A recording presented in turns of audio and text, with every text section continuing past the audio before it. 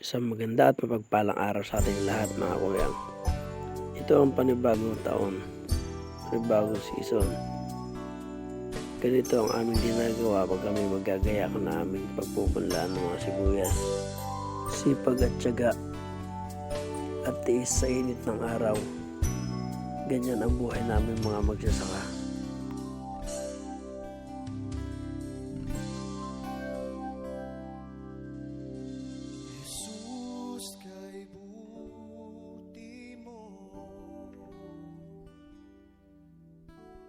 Jesus, kay buti mo,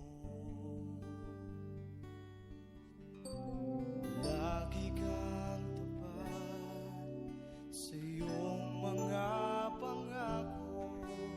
Jesus, kay buti mo.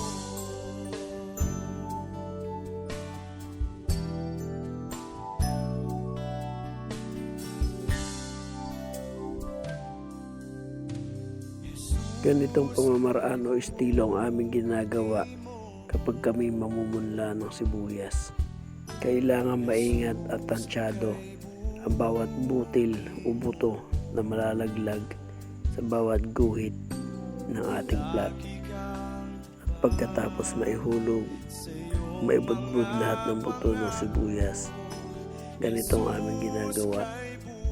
Kailangan takpan o lagyan ng alipip para kung sakaling umulan, hindi masisira, umaanod yung buto. Kay sarap damhin ng pag-ibig mo, kay sarap mamalagi sa presensya mo, ang pangalan mo ang banal.